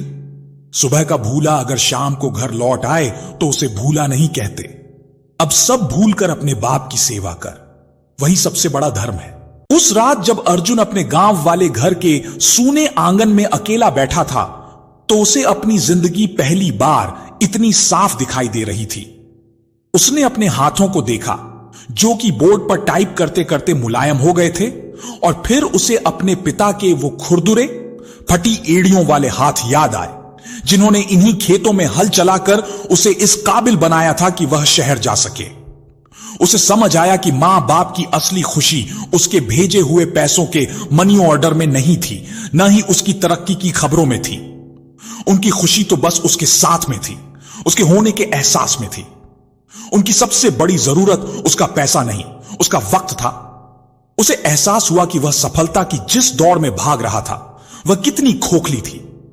उसने एक बड़ा घर, गाड़ी, अच्छा पद, सब कुछ हासिल कर लिया था, लेकिन इस प्रक्रिया में वह उन लोगों को ही पीछे छोड़ आया था जो उसकी जिंदगी की नींव थे। उसकी सफलता ने उसके मां बाप को गर्व नहीं बल्कि अकेलापन दिया था। यह एहसास उसे अंदर तक झकझोर गया। उसने उसी पल एक फैसला किया, एक ऐसा फैसला जो उसकी पूरी जिंदगी को बदलने वाला था। देर रात वह वापस अस्पताल पहुंचा। उसकी मां कमरे में ही एक छोटी सी खाट पर सो रही थी। उसके पिता भी दर्द की दवाओं के असर से गहरी नींद में थे। अर्जुन चुपचाप अपने पिता के बिस्तर के पास एक स्टूल पर बैठ गया। उसने धीरे से आगे झुककर अपने पिता के पैरों को छुआ, वही पैर जो उसके बचपन में उसे अपने कंधों पर बिठाकर पूरा गांव घुमाते थे, वही पैर जो भरी धूप और बारिश में उसके भविष्य के लिए खेतों में चलते रहे। उसकी आंखों से फिर आंसू बहने लगे, पर इस बार यह सिर्फ ग्लानि के आंसू नहीं थे, यह प्रायश्चित और एक मौन प्रतिज्ञा के आंसू थे। उसने अपने सोते हुए मां बाप के चेहरों को देखा और मन ही मन खुद से कहा, अब और नहीं, अब मैं आप लोगों को अपनी तरक्की के लिए अकेला नहीं छोड़ूंगा। दिल्ली का वह बड़ा घर, वह नौकरी, वह झूठी शान, सब यहीं खत्म।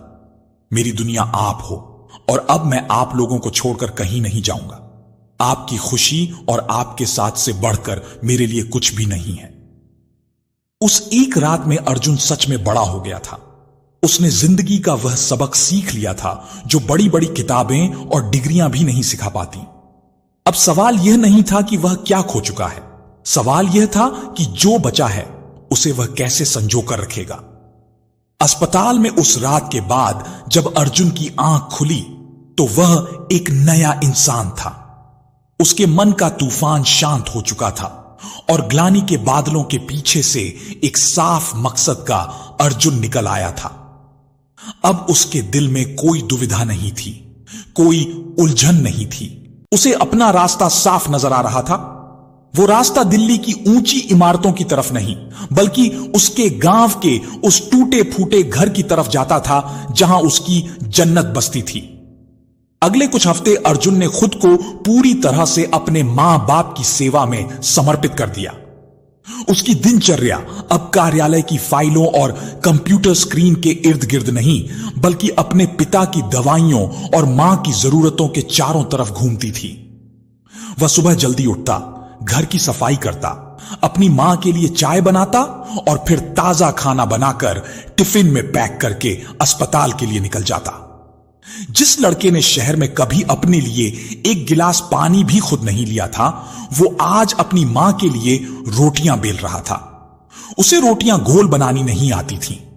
वो अक्सर जल जाती या कच्ची रह जाती, लेकिन गंगा जब उन टेढ़ी मेढ़ी रोटियों को खाती तो उसकी आंखों में जो सुकून होता वह किसी 5 सितारा होटल के खाने में भी नहीं मिल सकता था। अस्पताल में वह अपने पिता का साया बनकर रहता, समय पर उन्हें दवाइयां देना, उनका बिस्तर ठीक करना, उन्हें अपने हाथों से खाना खिलाना। वह गीले कपड़े से उनके शरीर को पोंछता तो जानकी प्रसाद की आंखें भर आती। वह अपने बेटे के इस बदले हुए रूप को देखकर हैरान भी थे और खुश भी। अर्जुन अब घंटों अपने पिता के पास बैठकर उनसे बातें करता। वो उनसे खेती किसानी के बारे में पूछता, गांव की पुरानी कहानियां सुनता। वो सारी बातें जो उसे दिल्ली में रहते हुए बेकार और उबाऊ लगती थीं, आज उसे अपनी जिंदगी का सबसे कीमती खजाना लग रही थीं। वह अपने पिता के लिए अखबार पढ़कर सुनाता। जनरल वार्ड के बाकी मरीज और उनके घर वाले इस बेटे को बड़े अचरज और सम्मान से देखते, जो अपनी महंगी जीन्स और टी शर्ट पहने बिना किसी झिझक के अपने पिता के मैले कपड़े बदल रहा था और उनके पैर दबा रहा था। यह सेवा उसके लिए कोई बोझ नहीं थी, यह एक प्रायश्चित था, एक इबादत थी। डॉक्टरों ने जानकी प्रसाद के ऑपरेशन की तारीख दे दी। अर्जुन ने अपनी सारी बचत इस ऑपरेशन में लगा दी। उसने एक पल के लिए भी पैसों के बारे में नहीं सोचा। उसे बस अपने पिता को फिर से अपने पैरों पर खड़ा देखना था। इस बीच दिल्ली से उसके कार्यालय के फोन लगातार आ रहे थे। उसका बॉस मिस्टर शर्मा बार बार पूछ रहे थे कि वह कब वापस आ रहा है। एक बहुत जरूरी प्रोजेक्ट उसकी वजह से रुका हुआ था। कंपनी को उसकी सख्त जरूरत थी। एक दोपहर जब वह अस्पताल के बाहर एक बेंच पर बैठा था, मिस्टर शर्मा का फिर से फोन आया। आज अर्जुन ने अपना मन बना लिया था। उसने बहुत ही शांत और सधे हुए लहजे में अपने घर की पूरी स्थिति अपने बॉस को समझाई। उसने बताया कि कैसे बाढ़ में सब कुछ तबाह हो गया और कैसे उसके पिता अस्पताल में हैं। मिस्टर शर्मा ने हमदर्दी दिखाते हुए कहा, अर्जुन, मैं समझ सकता हूं, तुम परेशान मत हो। तुम 1 महीने की और छुट्टी ले लो, जब सब ठीक हो जाए तब आ जाना। अर्जुन ने एक गहरी सांस ली और कहा, नहीं सर, मैं अब वापस नहीं आ पाऊंगा। मैं अपनी नौकरी से इस्तीफा दे रहा हूं। फोन के दूसरी तरफ सन्नाटा छा गया। मिस्टर शर्मा को यकीन नहीं हुआ। क्या कह रहे हो अर्जुन? होश में तो हो? तुम जानते हो तुम्हारा भविष्य कितना उज्जवल है इस कंपनी में। अगले प्रमोशन की लिस्ट में तुम्हारा नाम सबसे ऊपर है। तुम एक पारिवारिक समस्या के लिए अपना पूरा करियर दांव पर नहीं लगा सकते। जल्दबाजी में कोई फैसला मत लो। अर्जुन की आवाज में अब एक दृढ़ता थी। सर, यह जल्दबाजी का फैसला नहीं है, बल्कि बहुत सोच समझ कर लिया गया फैसला है। जिस करियर को बनाने के लिए मैं अपने मां बाप को अकेला छोड़ आया, जिस करियर ने मुझे इतना अंधा कर दिया कि मुझे उनकी तकलीफें भी नहीं दिखी, मुझे ऐसा करियर नहीं चाहिए। आपने मुझे काम सिखाया, तरक्की दी, उसके लिए मैं आपका हमेशा आभारी रहूंगा। लेकिन अब मेरी पहली जिम्मेदारी मेरे मां बाप हैं। मेरे लिए उनसे बढ़कर कोई प्रमोशन, कोई नौकरी नहीं है, कहकर उसने विनम्रता से फोन रख दिया। आज उसने सिर्फ एक नौकरी नहीं छोड़ी थी, बल्कि उस पूरी जिंदगी को अलविदा कह दिया था जो उसे उसके अपनों से दूर ले जा रही थी। उसे एक अजीब सी शांति और आजादी महसूस हो रही थी, जैसे उसके सिर से कोई बहुत बड़ा बोझ उतर गया हो। जानकी प्रसाद का ऑपरेशन सफल रहा। कुछ दिनों बाद जब उनकी हालत में सुधार हुआ तो एक शाम अर्जुन उनके और अपनी मां के पास बैठा और उन्हें अपने फैसले के बारे में बताया। उसे लगा था कि वह यह सुनकर खुश होंगे कि उनका बेटा अब हमेशा उनके साथ रहेगा, लेकिन हुआ इसका ठीक उल्टा। यह सुनते ही जानकी प्रसाद लगभग बिस्तर से उठ बैठे। यह तूने क्या किया बेटा? क्या तू पागल हो गया है? अरे, जिस नौकरी के लिए, तेरी पढ़ाई के लिए मैंने अपनी जमीन तक गिरवी रख दी, तूने उसे एक झटके में लात मार दी। क्यों? उनकी आवाज में गुस्सा कम, दर्द ज्यादा था। हम बूढ़े लोगों के लिए तू अपनी जिंदगी क्यों खराब कर रहा है? हमारा क्या है? आज हैं, कल नहीं होंगे। फिर तेरा क्या होगा? क्या करेगा तू इस गांव में? फिर से वही खेती, इसी कीचड़ में जिंदगी बिताएगा? गंगा ने भी रोते हुए कहा, बेटा, मां बाप अपनी औलाद को हमेशा आगे बढ़ते देखना चाहते हैं। हम तुझे यहां अपनी आंखों के सामने मुरझाते हुए नहीं देख पाएंगे। तू हमारी चिंता मत कर, तू वापस शहर चला जा। हम जैसे जी रहे थे वैसे जी लेंगे। यह एक अजीब सी स्थिति थी। जिन मां बाप के लिए अर्जुन ने इतनी बड़ी कुर्बानी दी थी, वही उसके फैसले के खिलाफ खड़े थे। वह उसकी सफलता को अपनी सफलता और उसके इस त्याग को अपनी हार समझ रहे थे। वह नहीं चाहते थे कि उनका बेटा उनकी वजह से अपने सपनों को तोड़ दे। अर्जुन ने बड़े सब्र से उनकी सारी बातें सुनी। जब वह चुप हो गए तो उसने अपने पिता का हाथ अपने हाथों में ले लिया। उसकी आंखों में आंसू थे, लेकिन आवाज में भरपूर आत्मविश्वास था। बापू, वो तरक्की ही किस काम की जिसमें मेरे मां बाप की आंखों में खुशी की जगह चिंता की लकीरें हों। मैंने दिल्ली में एक फ्लैट तो खरीद लिया था, पर अपने इस घर का आंगन सूना कर दिया था। मैंने हर महीने आपको पैसे तो भेजे, पर मैं यह भूल गया कि आपको पैसों से ज्यादा अपने बेटे के सहारे की जरूरत है। आपने मुझे पढ़ा लिखा कर एक बड़ा आदमी बनाने का सपना देखा था, लेकिन मैं एक अच्छा बेटा तक नहीं बन पाया, और अच्छा बेटा बने बिना कोई भी इंसान कभी बड़ा आदमी नहीं बन सकता। वो अपनी मां की तरफ मुड़ा। मां, तुम कहती हो कि तुम मुझे यहां मुरझाते नहीं देख सकती, लेकिन क्या तुम जानती हो मुझे सबसे ज्यादा दुख कब होता था?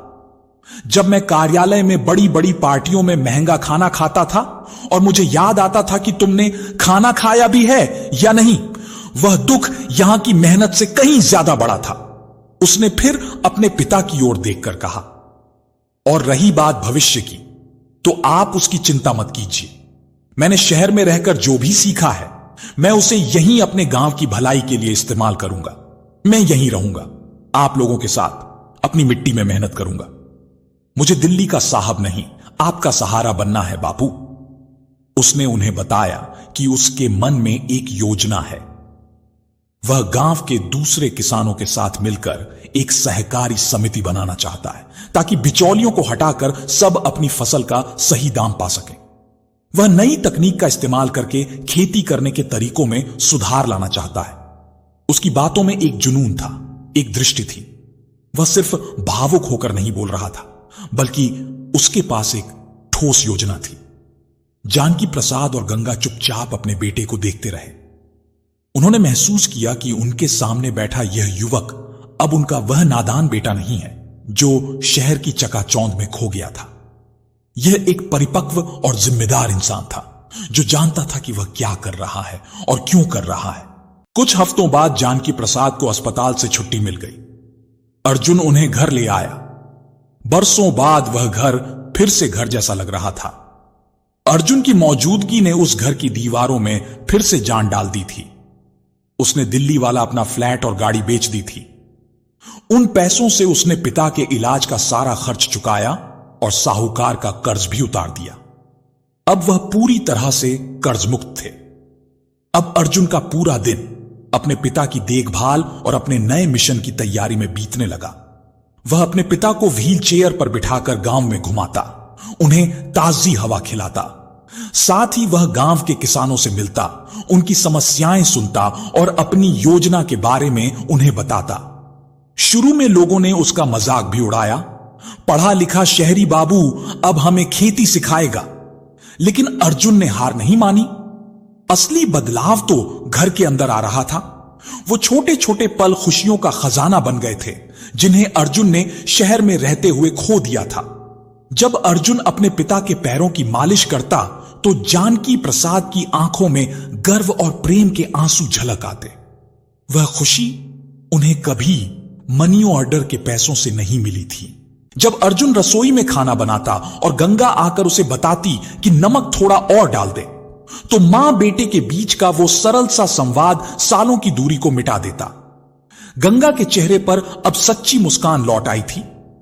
एक शाम जब तीनों आंगन में बैठे चाय पी रहे थे तो गंगा ने बड़े स्नेह से कहा, बेटा, जब तू दिल्ली से पैसे भेजता था तो हमें खुशी होती थी कि हमारा बेटा लायक बन गया, पर वह खुशी बस दिमाग तक रहती थी।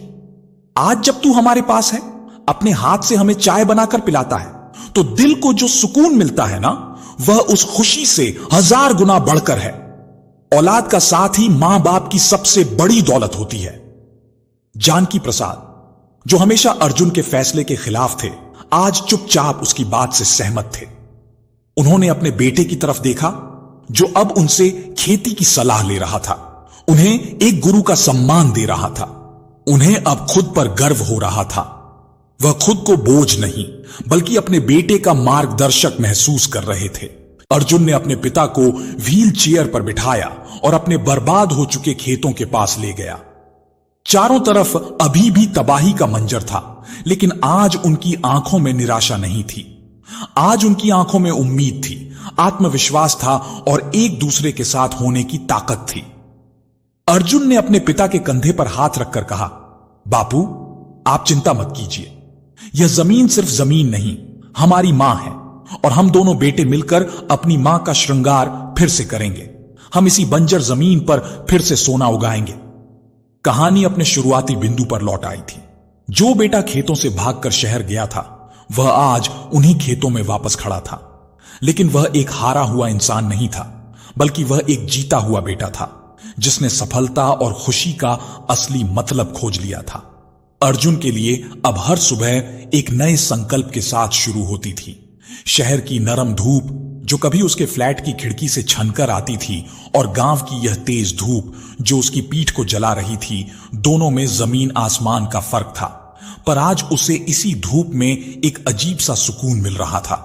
उसने अपने पिता के साथ मिलकर अपने डूबे हुए खेतों को फिर से संवारने का बीड़ा उठाया था।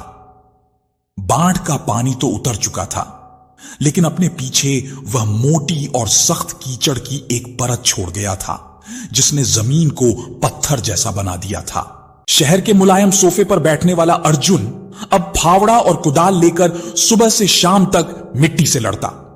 उसके मुलायम हाथ, जिन पर कभी एक खरोच भी नहीं आई थी, अब उनमें छाले पड़ गए थे। हथेलियां कठोर हो गई थीं, पसीना उसकी आंखों में घुसता, मिट्टी उसके कपड़ों और बालों को सांड देती। लेकिन उसके चेहरे पर थकान की जगह एक अजीब सी चमक होती, एक संतुष्टि का भाव होता। जानकी प्रसाद अब लाठी के सहारे चलने लगे थे। वह खेत के किनारे एक चारपाई पर बैठकर अपने बेटे को निर्देश देते, उसे खेती के वह गुण सिखाते जो उन्होंने अपनी पूरी जिंदगी में सीखे थे। यह एक अद्भुत दृश्य था, एक पीढ़ी का अनुभव और दूसरी पीढ़ी का जोश जब एक साथ मिले तो बंजर जमीन में भी जान आनी ही थी। गंगा रोज दोपहर में सिर पर रोटी की पोटली और पानी का घड़ा रखे खेत पर आती। तीनों जब खेत की मेड़ पर बैठकर साथ में खाना खाते तो वह सूखी रोटी और प्याज की चटनी भी उन्हें दुनिया के सबसे लजीज व्यंजन से बढ़कर लगती। उनका परिवार अब सिर्फ एक छत के नीचे रह नहीं रहा था, बल्कि एक साथ मेहनत कर रहा था, एक साथ सपने बुन रहा था। लेकिन सिर्फ अपने खेत को संवारना ही अर्जुन का मकसद नहीं था, वह पूरे गांव की तस्वीर बदलना चाहता था। उसने किसानों की सहकारी समिति बनाने का जो प्रस्ताव रखा था, उसे लेकर गांव में तरह तरह की बातें हो रही थीं। ज्यादातर किसान इस विचार से सहमत नहीं थे। उन्हें शक था। एक बुजुर्ग किसान ने चौपाल पर साफ साफ कह दिया, यह सब किताबी बातें हैं। हमने अपनी पूरी जिंदगी इन बिचौलियों के साथ काम किया है। वो जैसे भी हैं, हमारे अपने हैं। ये शहर का लड़का आज है, कल फिर नौकरी करने दिल्ली भाग जाएगा और हम कहीं के नहीं रहेंगे। अर्जुन समझ गया था कि सालों का अविश्वास सिर्फ बातों से खत्म नहीं होगा, उन्हें यकीन दिलाने के लिए कुछ करके दिखाना होगा। उसने एक बड़ा फैसला लिया। उसने अपनी बची खुची सारी जमा पूंजी और बैंक से एक छोटा सा कर्ज लेकर सारे नए तरीके सबसे पहले अपने ही खेत पर आजमाने का निश्चय किया। उसने शहर जाकर कृषि विशेषज्ञों से मुलाकात की, अपनी मिट्टी की जांच करवाई और पता लगाया कि इस मिट्टी के लिए कौन सी फसल और कौन सी खाद सबसे उत्तम रहेगी। वह वापस आकर सिर्फ गेहूं या धान की पारंपरिक खेती में नहीं फंसा। उसने अपने खेत के एक हिस्से में सब्जियां उगाने और दूसरे हिस्से में फूलों की खेती करने का जोखिम उठाया, जिसके बारे में गांव में किसी ने सोचा भी नहीं था। गांव वाले उसे देखकर हंसते थे। देखो, जानकी प्रसाद का बेटा अब खेतों में फूल उगाएगा। लगता है शहर में रहकर इसका दिमाग फिर गया है। अर्जुन ने किसी की बात का बुरा नहीं माना। वह चुपचाप अपने काम में लगा रहा। श्यामलाल काका ही थे जो हमेशा उसकी हिम्मत बढ़ाते और लोगों को समझाने की कोशिश करते। और फिर महीनों की कड़ी मेहनत ने अपना रंग दिखाना शुरू किया। जब गांव के बाकी खेतों में सामान्य फसल उग रही थी, अर्जुन के खेत में जैसे कोई जादू हो गया था। उसके खेत में उगी सब्जियां ज्यादा बड़ी और स्वस्थ थीं, और जिस हिस्से में उसने गेंदे के फूल लगाए थे, वह पूरा खेत केसरिया रंग के फूलों से ऐसे लहलहा रहा था जैसे किसी ने जमीन पर केसरिया चादर बिछा दी हो। जब पहली फसल कटी तो नतीजा चौंकाने वाला था। अर्जुन की उपज बाकी किसानों के मुकाबले लगभग 1.5 गुनी थी, और जब वह खुद शहर की मंडी में जाकर अपनी सब्जियां और फूल बेचकर आया तो उसे जो मुनाफा हुआ वह पारंपरिक फसल से कहीं ज्यादा था। अब गांव वालों की आंखें खुली। जो लोग कल तक उसका मजाक उड़ा रहे थे, अब वही धीरे धीरे उसके पास सलाह लेने आने लगे। अर्जुन बेटा, यह तूने कौन सा बीज डाला था? बेटा, यह कौन सी खाद है जिससे तेरी फसल में कीड़ा नहीं लगा? अर्जुन ने किसी के प्रति मन में कोई मैल नहीं रखा। उसने बड़ी विनम्रता से सबको अपने तरीके समझाए। उसने बताया कि कैसे मिट्टी की जांच करवाकर हम सही फसल चुन सकते हैं, कैसे जैविक खाद से हम जमीन को भी बचा सकते हैं और पैदावार भी बढ़ा सकते हैं। वह अब सिर्फ एक किसान नहीं, बल्कि एक शिक्षक बन गया था। उसने बरगद के पेड़ के नीचे किसानों की पाठशाला लगानी शुरू कर दी। धीरे धीरे लोगों का विश्वास उस पर जमने लगा। उन्हें समझ आ गया कि अर्जुन भागने वालों में से नहीं है, वह सच में उनके लिए कुछ करना चाहता है।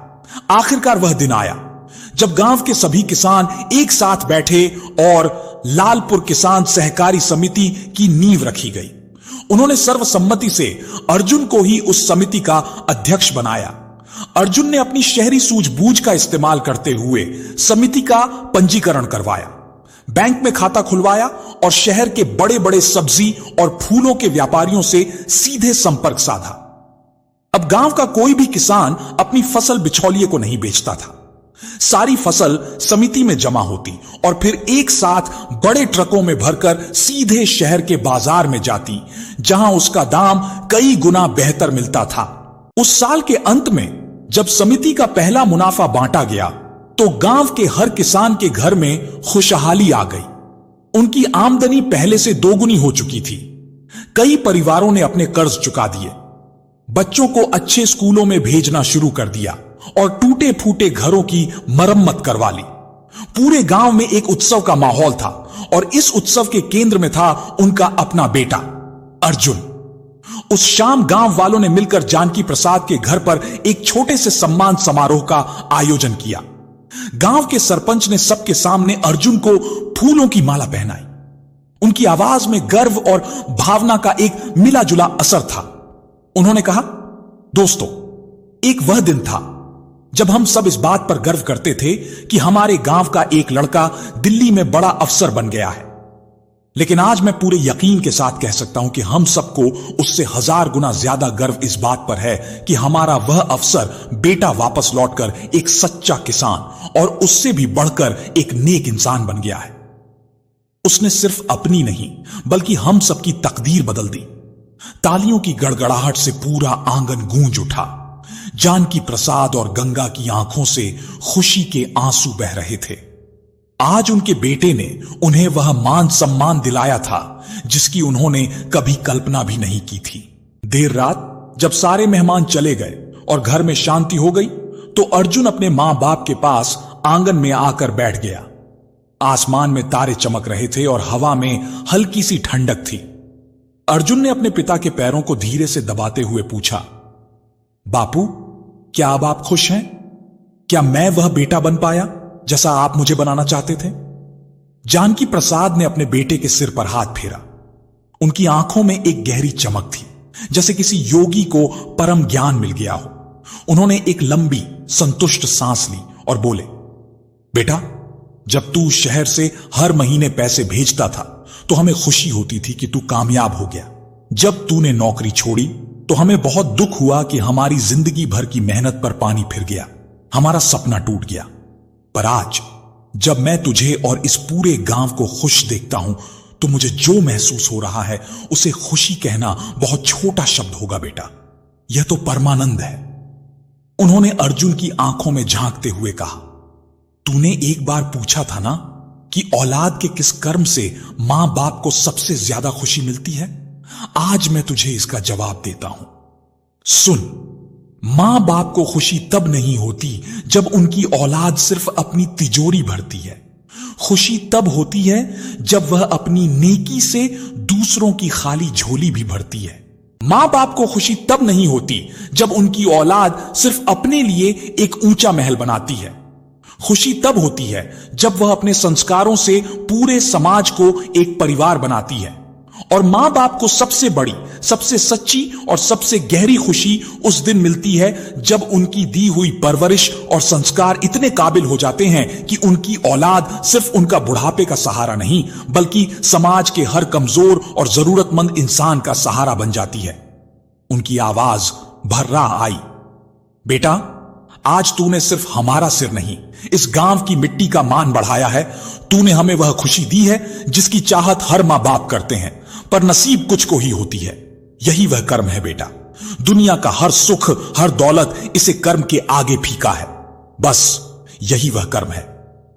इतना कहकर जानकी प्रसाद ने अपने बेटे को खींचकर अपने सीने से लगा लिया। गंगा भी पास आकर अपने बेटे के सिर पर आंचल रख दिया। तीनों की आंखों से बहते आंसू दुख के नहीं बल्कि उस परम सुख के थे जिसे शब्दों में बयान नहीं किया जा सकता। अर्जुन को आज अपने जीवन के सबसे बड़े सवाल का जवाब मिल गया था। प्यारे साथियों, अर्जुन की यह कहानी सिर्फ एक बेटे की सफलता की नहीं बल्कि उन मूल्यों की कहानी है जो हर इंसान को जीवन में समझने चाहिए। आज की इस भाग दौड़ भरी दुनिया में जहां लोग अपने सपनों के पीछे दौड़ते दौड़ते रिश्तों को पीछे छोड़ देते हैं, वहीं अर्जुन ने यह साबित कर दिया कि सच्ची सफलता केवल ऊंचे पद या मोटी तनख्वाह में नहीं बल्कि अपने कर्म, अपने संस्कार और अपने परिवार की खुशियों में छिपी होती है। मां बाप के लिए सबसे बड़ी खुशी यह नहीं होती कि उनका बेटा या बेटी अमीर बन जाए, बल्कि यह होती है कि वे अच्छे इंसान बने। ऐसे इंसान जो अपने माता पिता का आदर करें, समाज का भला करें और दूसरों के चेहरे पर मुस्कान लाएं। जानकी प्रसाद और गंगा की आंखों के आंसू यह गवाही दे रहे थे कि असली परमानंद वही है जो दूसरों की सेवा करने से, उनके जीवन को संवारने से मिलता है। धन और पद तो क्षणिक हैं, पर नेकी और संस्कार अमर होते हैं। अर्जुन ने यह सिखाया कि मां बाप को खुशी पैसे से नहीं, अपने प्रेम और सेवा से मिलती है। तरक्की वही है जो अपने घर, अपनी मिट्टी और अपने लोगों के काम आए। सेवा का दीपक उम्र भर उजाला देता है और माता पिता का आशीर्वाद हर सफलता से बड़ा होता है। अंततः यही जीवन का सच्चा सार है। अपने कर्मों से दूसरों के जीवन में प्रकाश फैलाना, अपने माता पिता का मान बढ़ाना और समाज के लिए प्रेरणा बन जाना। जो इंसान मैं से ऊपर उठकर हम में जीना सीख लेता है, वही सच में जीवन की असली जीत पाता है। प्यारे साथियों, तो कैसी लगी आपको हमारी यह कहानी? अगर कहानी अच्छी लगी हो तो कमेंट बॉक्स में जरूर बताएं। तो आज के लिए बस इतना ही। मिलते हैं अगली वीडियो में एक और नई कहानी के साथ। तब तक के लिए खुश रहें, अपना और अपनों का ख्याल रखें। जय श्री राधे कृष्ण।